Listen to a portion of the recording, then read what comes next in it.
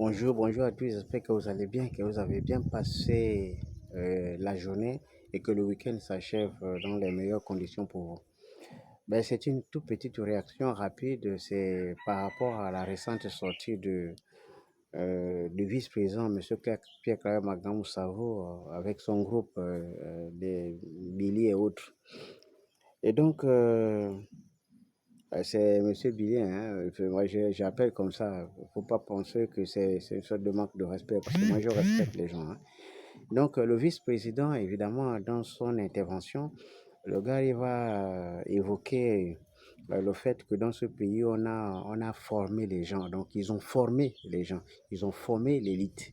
Et donc, pour lui, c'était inconcevable, c'est inconcevable que l'on soit dirigé par quelqu'un qui confond le là, le lui, le le, etc. Bref, d'après ce que j'ai pu entendre, je me suis juste limité là. Et parce que à chaque fois que quelque chose sort de son contexte, il faut ramener souvent pour expliquer aux gens, parce que nous sommes là aussi pour faire un peu de la pédagogie. Et donc, pour dire à monsieur Pierre Claver Magamou-Savo, vice-président, que c'est quand même dommage qu'on en arrive à ce genre d'expression. Parce que moi, je ne suis pas un pro-Oligui, hein.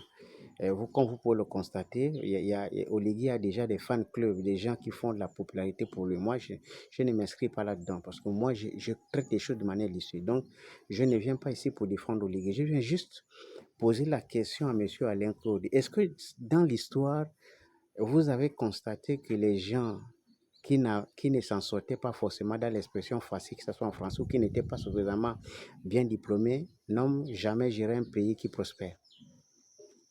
Est-ce que vous êtes sûr que tous ceux qui ont géré les pays, qui ont prospéré, ce sont les gens qui ont été bien formés, comme vous le dites? Et pour la petite histoire, pour ne pas que je perde le fil de mes idées, sachez, M. Pierre Claver, que votre génération, la vôtre, celle à laquelle vous appartenez, c'est cette génération-là qui a bénéficié dans ce pays de la gratuité de la scolarité. Ils n'ont jamais acheté les cahiers, ils n'ont jamais acheté les livres, ils n'ont jamais payé la scolarité. Ils ont même bénéficié des bestes, ça veut dire que le transport et les frais de l'État. Ils avaient des bourses versées, l'argent du contribuable. Et la génération, donc celle que je cite là, donc la vôtre, cette génération qui a bénéficié de tout ça, et c'est cette génération-là qui a planifié volontairement, de façon préméditée, la précarité de la génération qui a suivi. Et donc, quand vous, M. Pierre Claver Magamou-Savo, en tant que vice-président, vous parlez d'une génération formée, il faut expliquer aux gens quelle est cette génération d'après vous qui est très bien formée. Dites aux plus pauvres que nous, on a formé nos enfants et nous avons abruti la masse. C'est ce qu'il faut préciser. Parce que les gens les mieux formés, qui sont allés dans les meilleures universités de ce pays, c'est ceux qui ont fait la une de la politique. Ça veut dire que vous et la classe politique. Donc les gens qui ont bénéficié de la gratuité, ils ont supprimé la gratuité pour rendre tout ça beaucoup plus compliqué pour la masse, pour les plus pauvres. Donc nous autres. Et donc, et c'est cette génération-là même où on trouve le plus grand nombre de détourneurs de données publiques. Les gens qui ont bénéficié de la scolarité gratuitement, ce sont eux qui ont détourné de l'argent, ce sont eux qui ont poussé leurs enfants, ce sont eux qui ont familiarisé l'administration, ce sont eux qui ont régionalisé l'administration, ce sont eux qui ont ethnisé l'administration, c'est eux. Ça veut dire que tout ce que aujourd'hui les gens dénoncent, votre génération, c'est la matrix de la fabrication de tout ça qu'on dénonce aujourd'hui. Tout ce que nous voyons aujourd'hui, c'est le produit de ce que vous avez. Et pour permettre aux gens qui nous suivent de comprendre de quoi je parle, je vais prendre votre exemple à vous-même pour que ça soit clair pour tout le monde. Vous-même, vous avez été aux affaires. Ça ne fait pas longtemps. Vous voyez, à peine vous êtes aux affaires que votre fils, bien dit, est remplacé aux affaires. C'est ça la République que vous voulez, que vous avez façonnée. Et donc, quand vous parlez d'une génération formée, dites simplement que le problème, c'est que chacun veut que son fils soit aux affaires. Vous ne vous battez pas pour le plus grand nombre. Et moi, j'ai le regret de le dire forcément parce que moi, je pense que dans un pays qui se respecte, les enfants ne remplacent pas les pères.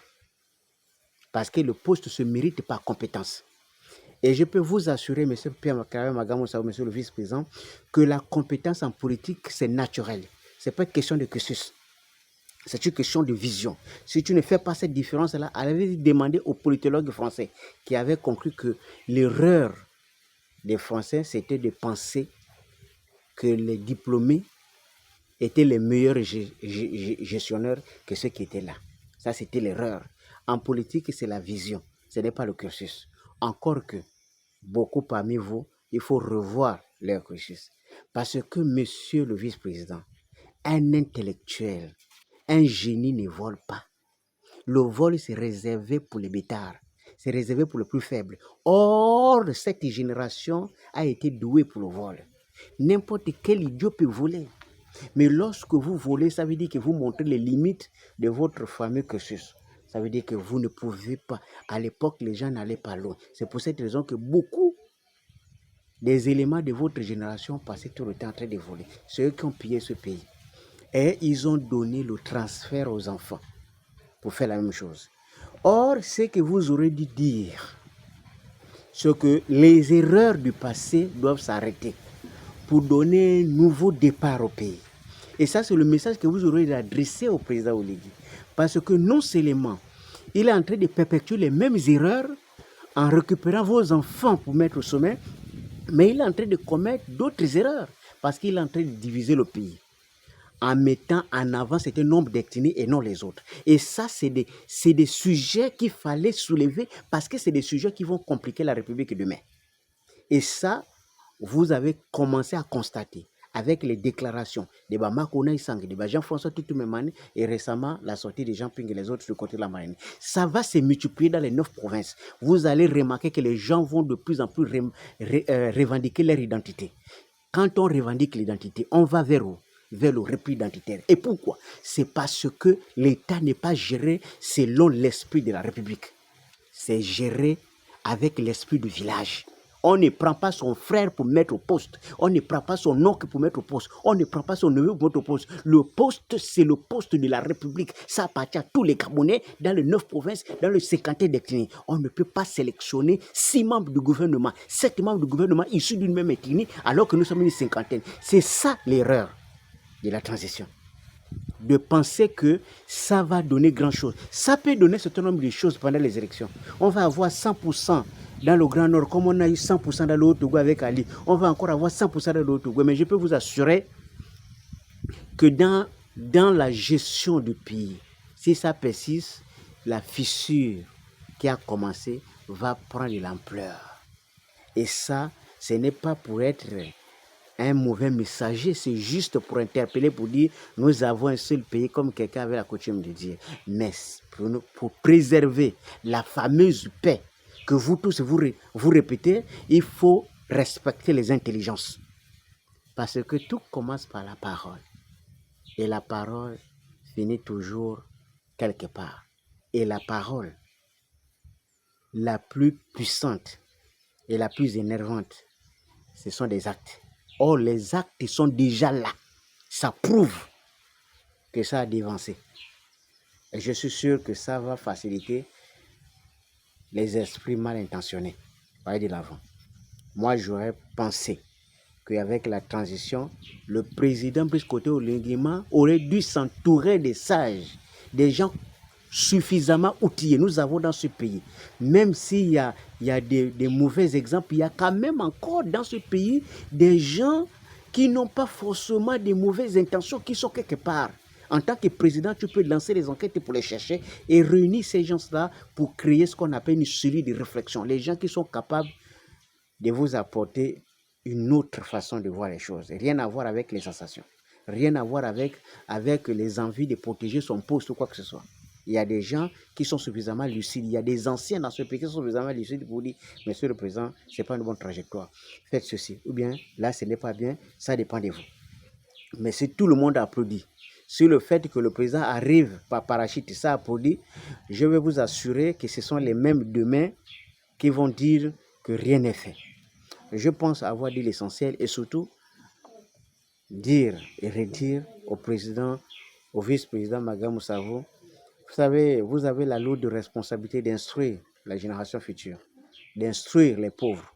Parce que les enfants de tous ceux qui étaient des ministres et les autres sont déjà très bien. Mais pour préserver la paix entre les pauvres et les riches, entre les pauvres et ceux qui ont volé, soyez beaucoup plus clairs dans vos intentions. Soyez beaucoup plus clairs envers les pauvres que la classe politique a expressément appauvri. À partir de ce moment-là, ça va aller bien. Parce que sinon, les pauvres là, ils sont devenus de plus en plus méfiants. Et puis surtout, ils sont devenus de plus en plus curieux. Et quand ils sauront qu'ils sont en train de souffrir pour rien, parce que tout l'argent est volé par une partie de la population, le plus souvent c'est là, à partir de là où c'est plus bon. Et là, on ne peut plus faire marche arrière. À bon entendeur, salut. J'espère que ceux qui ont de la sagesse ont compris. Et ceux qui sont dépourvus de sagesse, c'est tant mieux. On dit souvent, le meilleur maître, c'est le temps. C'est le meilleur juge.